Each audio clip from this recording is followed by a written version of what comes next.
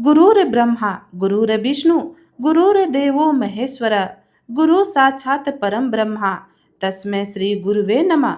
आप सभी को गुरु पूर्णिमा की ढेर सारी शुभकामनाएं। आज आषाढ़ मास की गुरु पूर्णिमा के दिन आप सुनेंगे गुरु पूर्णिमा की कुछ विशेष कथाएं। आषाढ़ मास की पूर्णिमा को गुरु पूर्णिमा के रूप में मनाया जाता है और इस बार गुरु पूर्णिमा 29 जुलाई दिन बुधवार को मनाई जाएगी। गुरु पूर्णिमा के दिन गुरु के आशीर्वाद से धन संपत्ति, सुख शांति और वैभव का वरदान पाया जाता है। इस दिन श्री वेद व्यास जी का जन्म हुआ था, इसलिए इसे व्यास पूर्णिमा भी कहा जाता है। हिंदू धर्म में गुरु पूर्णिमा का विशेष महत्व माना जाता है कि गुरु का स्थान सबसे श्रेष्ठ होता है। गुरु का पद भगवान से भी ऊपर माना जाता है। ऐसा इसलिए क्योंकि वह गुरु ही होता है जो व्यक्ति को अज्ञानता के अंधकार से उबार कर सही रास्ता दिखाता है। पहली पौराणिक कथा के अनुसार वेद व्यास भगवान श्री विष्णु के अंश स्वरूप कला अवतार हैं। इनके पिता का नाम ऋषि पाराशर था, जबकि माता का नाम सत्यवती था। वेद ऋषि को बाल्यकाल से ही अध्यात्म में रुचि थी। इसके फलस्वरूप इन्होंने अपने माता पिता से प्रभु दर्शन की इच्छा प्रकट की और वन में जाकर कठोर तपस्या करने की अनुमति मांगी, लेकिन उनकी माता ने वेद ऋषि की इच्छा को ठुकरा दिया। तब ऋषि ने वहां जाने के लिए हट कर लिया, जिसके बाद माता ने वन में जाने की आज्ञा दे दी। उस समय वेद व्यास जी की माता पिता ने उनसे कहा, जब घर का स्मरण हो आए तो लौट आना। इसके बाद वेद व्यास जी तपस्या के लिए वन में चले गए और वन में जाकर कठिन तपस्या करने लगे। इसके पुण्य प्रताप से वेद व्यास को संस्कृत भाषा में प्रवीणता हासिल हुई। इसके बाद इन्होंने वेदों का विस्तार किया और महाभारत 18 महापुराण सहित ब्रह्म सूत्र की भी रचना की। इन्हें वाद्य भी कहा जाता है। वेद व्यास को अमरता का वरदान प्राप्त है, अतः आज भी वेद व्यास किसी न किसी रूप में हमारे बीच में उपस्थित हैं। अब मैं आपको जो कथा सुनाने जा रही हूँ वह उस काल की है जब शिक्षा ग्रहण करने के लिए स्कूल और कॉलेज नहीं हुआ करते थे। उस समय शिक्षा ग्रहण करने के लिए गुरु के आश्रम जाना होता था। यह कथा है महर्षि धम्य की। शिष्य अरुण की इस कथा के अनुसार अरुण महर्षि आयुधम्य के शिष्य था और उनके आश्रम में रहकर शिक्षा प्राप्त किया करता था। पांचाल देश के रहने वाले अरुण के लिए गुरु का आदेश पत्थर की लकीर हुआ करता था। वे आज भी अपनी गुरु भक्ति आज्ञाकारी सभी छात्र विभिन्न कार्यों की जिम्मेदारी उठाया करते थे।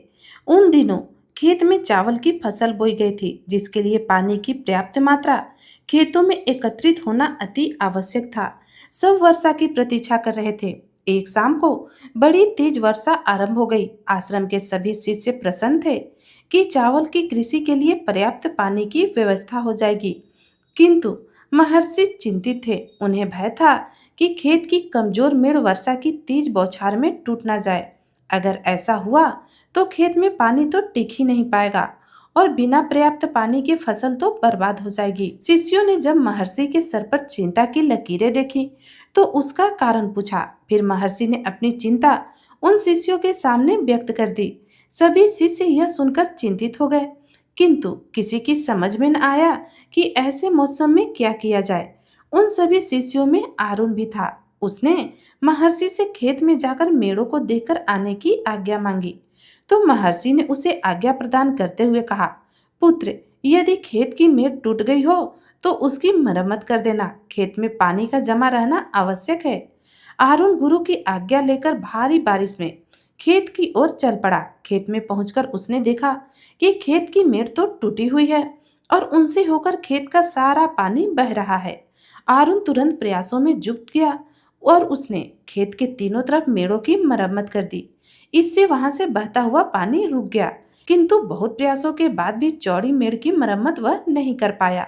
वह बार बार उस मेड़ में मिट्टी भरता, किंतु पानी के तीव्र प्रवाह से वहां की मिट्टी बह जाती। बहुत प्रयासों के उपरांत भी जब उस मेड़ से पानी जाना बंद नहीं हुआ तो अरुण उस मेड़ पर लेट गया। उसके लेटने से वह स्थान बंद हो गया और वहां से पानी का बहना रुक गया। अरुण यूं ही सुबह होने तक बारिश में भीगता रहा और उस मेड़ पर लेटा रहा।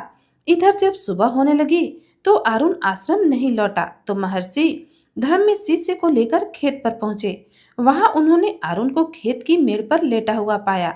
वह पूरी तरह से भीग चुका था और उसका शरीर बुखार से तप रहा था। तब महर्षि ने उसे उठाया और गले से लगा लिया और साथ गए शिष्यों से कहकर उन्होंने खेत की मेड़ की मरम्मत करवाई। अरुण की गुरु भक्ति को देखकर महर्षि बहुत ही प्रसन्न हुए और उन्होंने अपनी परम शिष्यों में उन्हें स्थान दे दिया और उसे अपने परम शिष्यों में स्थान देते हुए तेजस्वी और दीर्घ आयु होने का आशीर्वाद दिया।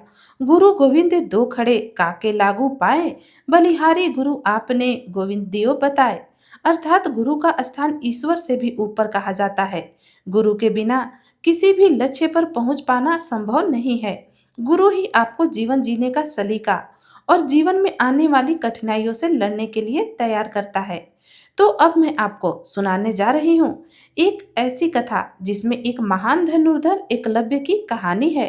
कहते हैं ना कि नदी को रास्ता नहीं दिखाना पड़ता, वह खुद ब खुद अपना रास्ता बना लेती है।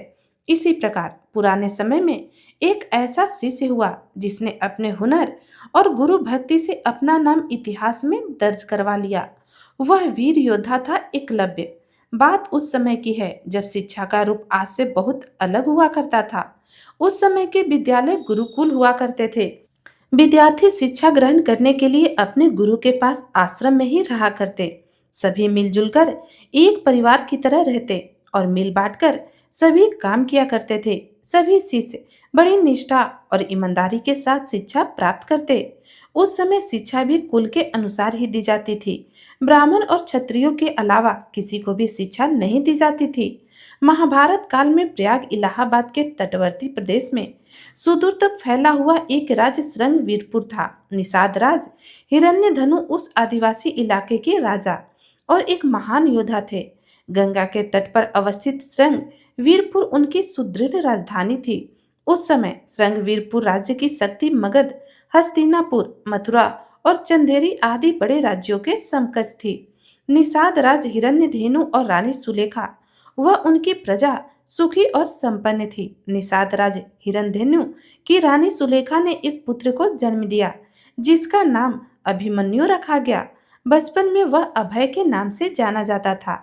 बचपन में अभय शिक्षा के लिए अपने कुल के गुरुकुल में गया तो अस्त्र शस्त्र विद्या में बालक की लगन देखकर एवं निष्ठा को देखते हुए गुरु ने बालक को एकलव्य नाम से संबोधित किया। सारी शिक्षा प्राप्त करके एकलव्य जब युवा हो गया तब उसका विवाह हिरण्यधनु के एक निषाद मित्र की कन्या सुनीता से हुआ। एकलव्य को अपनी धनुर्विद्या से संतुष्टि नहीं थी। इस कारण धन और विद्या की उस शिक्षा प्राप्त करने के लिए उसने गुरु द्रोण के पास जाने का निर्णय किया। एकलव्य के पिता जानते थे कि द्रोणाचार्य केवल ब्राह्मण और क्षत्रिय वर्ग को ही शिक्षा देते हैं और उन्होंने एकलव्य को भी इस बारे में बताया। परंतु धनुर्विद्या सीखने की धुन और द्रोणाचार्य को अपनी कलाओं से प्रभावित करने की सोच लेकर उनके पास गया, परंतु ऐसा कुछ भी नहीं हुआ और गुरु द्रोणाचार्य ने उसे धनुर्विद्या देने से इनकार कर दिया।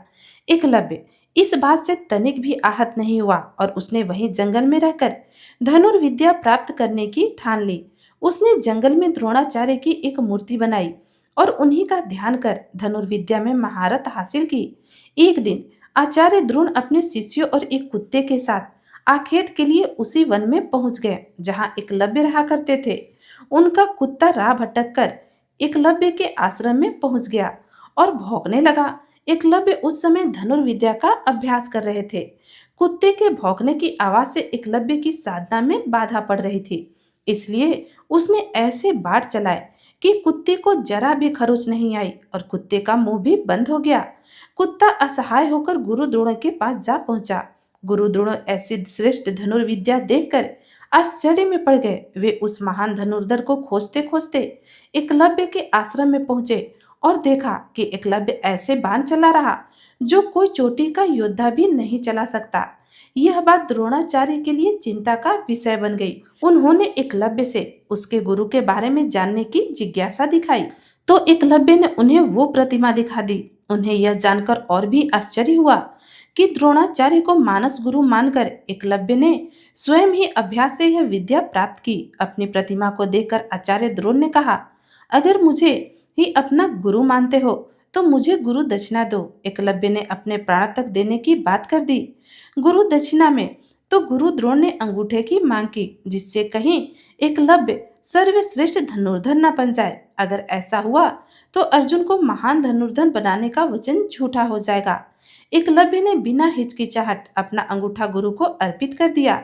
ऐसा करने पर गुरु द्रोण एकलव्य से बहुत प्रसन्न हुए और उसे आशीर्वाद दिया कि आज के बाद जब भी गुरु भक्ति का नाम आएगा तो एकलव्य की गुरु भक्ति का नाम सबसे पहले लिया जाएगा। तो दोस्तों, तो आपको आज की यह वीडियो पसंद आई हो तो वीडियो को लाइक करें और इसे शेयर करें, और अगर आप हमारे चैनल पर नए हैं तो चैनल को सब्सक्राइब करें।